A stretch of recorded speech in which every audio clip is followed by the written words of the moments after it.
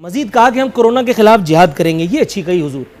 अब जहाँ जिहाद नहीं हो सकता, जहाँ दुनिया नहीं कर सकी, चीन नहीं कर सका, बरतानिया नहीं कर सका, वहाँ आप कर लेंगे, ये अच्छी है। अच्छा, जहाँ आप हैं, जहाँ आप मुक़य्यद हैं, वहाँ से आप जिहाद करेंगे कैसे? जिहाद के लिए तो आपको उस ऐवान वज़ीर आज़म से बाहर आना पड़ेगा। वो आसाइश, वो मतलब आप समझ रहे होंगे।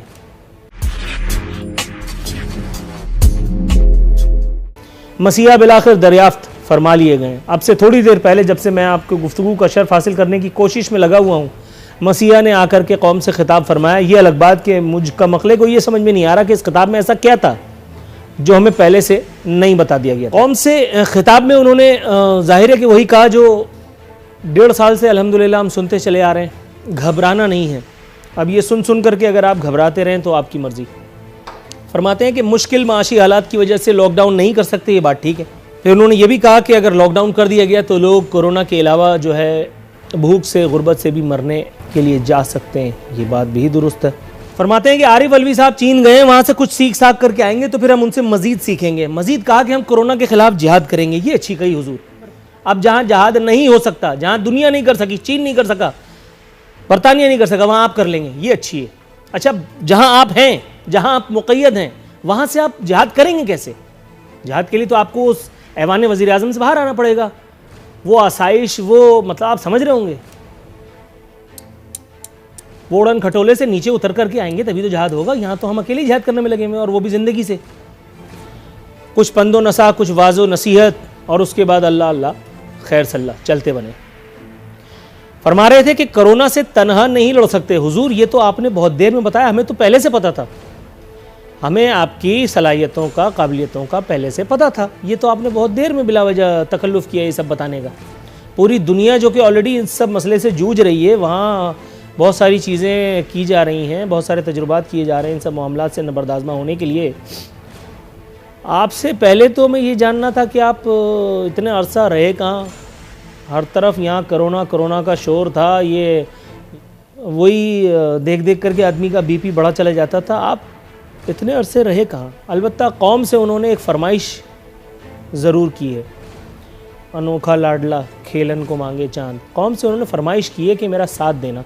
कौम अंगुश्त बदंदा है, कह रही है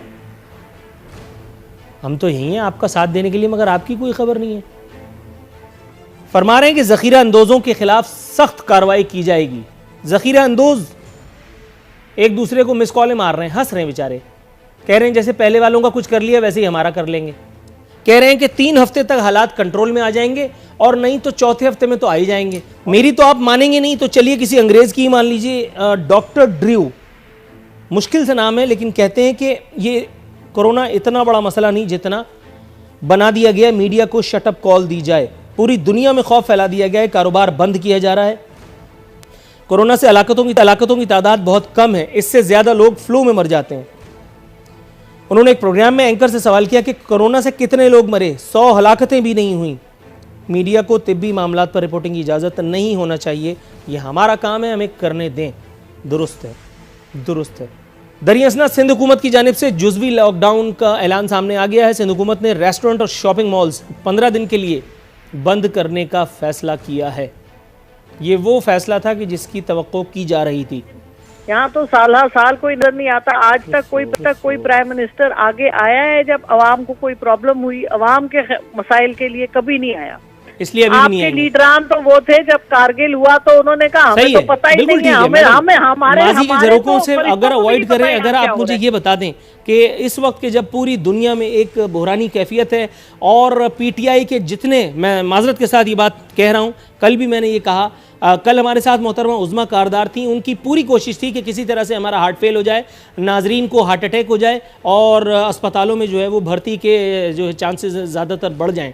उन्होंने ये कहा कि जी कोरोना इतना खौफनाक है, ये हो जाता है और वो हो जाता है, यूँ हो जाता है और वो हो जाता है। अभी थोड़ी देर पहले, चलिए मैं तो अनपढ़ ठहरा, लेकिन ये डॉक्टर ड्रू जो हैं, ये भी आप ही की तरह माशाल्लाह आलिम फाजिल पढ़े लिखे डॉक्टर है।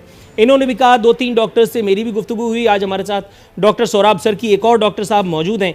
मैडम, ये पीटीआई वालों की ज़्यादातर तवज्जो आवाम को डराने में और इस किस्म की बातों में ही है। इससे पहले क्या करना है और इसके बाद क्या करना है, इसका किसी को कुछ नहीं पता। ज़ख़ीरा अंदोज़ों को दी गई तड़ी किस हद तक कारगर होगी, जबकि माजी में ऐसा कोई सानिया वकूफ़ पज़ीर नहीं हुआ कि किसी को कैफ़र किरदार तक पहुँचाया गया हो।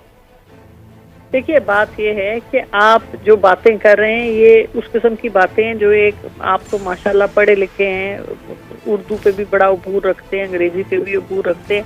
आपसे बहरहाल मैं इसकी मुझे बिल्कुल भी इसकी नहीं थी उम्मीद कि आप इस किस्म की बातें करेंगे। देखिए, जहालत की बातें हैं। हमारी अवाम जहालत में बैठी है। वो सबसे बड़ा इस वक्त जो स्टेटमेंट चल रहा है वो ये है कि दुनिया अवेयर है, लेकिन इंडिया पाकिस्तान की जो कौम है उसको कोई होश नहीं है, कि वो कहते हैं हाँ जी ठीक है, चलता है जो सब चलने दो। बात यह है कि कोरोना वायरस नोवल वायरस है, 2019 से पहली दफा जो आया है, और इसकी वजह से डेथ रेट मुख्तलिफ इसके डिटर्मिनेंट्स हैं। कोई कहता है कि 1% है, कोई कहता है कि 2% है। बहरहाल जो भी है, जितनी तेजी से ये फैला है, सार्स भी इसी की तरह का एक वायरस था, लेकिन वो कंटेन हो गया था। कोरोना का ये कि कोरोना की बड़ी माइल्ड इलनेस है, लेकिन इससे खतरा खास तौर पे बुजुर्ग लोगों को और उन लोगों को जिनको और बीमारियां लाहक हों। और क्योंकि ये फैलता है तो इसकी वजह से ये ग्लोबली फैल चुका है, और इसकी वजह से दुनिया के मैडम खुदा न खास्ता, मैं शायद अपनी बात नहीं समझा सका। मेरे कहने का हरगिज ये मतलब नहीं था कि कोरोना सिर्फ हुआ है। मेरे कहने का हरगिज ये मकसद नहीं था। मैं सिर्फ ये कहने की कोशिश कर रहा था कि इस एक दौरानी कैफियत में वो जो कहते हैं लीडिंग फ्रॉम द फ्रंट, वो कहाँ थे? असरात भी हो सकते हैं। और अक़वाम आलम में इस वक्त जो इकोनॉमिक शटडाउन हो रहा है, कर्फ्यू हर जगह लग रहे हैं, हर जगह लोगों की राइट मैम थोड़ा सा तवक्कुफ कीजिए। जवाब तो खैर जाहिर है आंसर्ड है, लेकिन थोड़ा सा तवक्कुफ कीजिए। मैं अपने दीगर मेहमानों को ज़हमत देता चलूं। मैडम, मैं थोड़ा सा तवक्कुफ की इस्तदा करता हूं। डॉक्टर ज़रक़ा, अगर आप थोड़ा सा तवक्कुफ फरमाएं तो मैं अपने दीगर मेहमानों की जानिब जाना चाहता हूं। मैम थोड़ा सा तवक्कुफ कीजिएगा। डॉक्टर सोहराब सरकी साहब, हुजूर वाला, आप भी डॉक्टर हैं सर, कोई निशान मंजिल अगर आप दे सकें। देखिए, कोरोना की अफादियत पर मजमून खुदारा मत लिखिएगा। ये मीडिया जो फी सबीलिल्लाह कुछ भी नहीं करता, ये पिछले दिनों में जितना इसने बोर किया है और अभी भी कर रहा है, हर थोड़ी देर पे इसको एक ना एक पेशेंट दरियाफ्त हो जाता है, कोई ना कोई डेड बॉडी है कहीं से ले आता है, कोई जिगर का मरीज बेचारा एक्सपायर हो गया, उसको घंटों पीटते रहे कि जी ये कोरोना वाला एक्सपायर हो गया, कोरोना वाला एक्सपायर हो गया। उसके बाद पता चला कि लो मौसूफ किसी और चक्कर में गए, अल्लाह माफ़ करे। हुजूर वाला सर, ये मुझे बताइए, हुकूमत कहाँ है, वफाकी हुकूमत कहाँ है, वज़ीर आज़म पाकिस्तान कहाँ हैं, और उससे भी बढ़कर सर बिलावल भुट्टो कहाँ हैं? वज़ीर आला तो जो कर रहे हैं वो सब जानते हैं। देखें, बात ये है कि आप ये देखें, ख़ास तौर पर ये सिंध के अंदर ये जो मतलब पहले जो स्टेप लिया इसका, बिल्कुल आप सही कह रहे हैं। ये अगर सही तरीके से इसकी स्क्रीनिंग होती, हमें पहले अलर्ट मिल गया था, वो इस तरह मिल गया था। आपको पता है कि ईरान में ये केसेस हो रहे थे। अगर सही तरीके से हमें वहाँ से जो ईरान से जो लोग आए ख़ास तौर पर, उसको सही तरीके से अगर हम हैंडल करते तो शायद ये जो सूरत हाल है, ये सूरत हाल नहीं होती।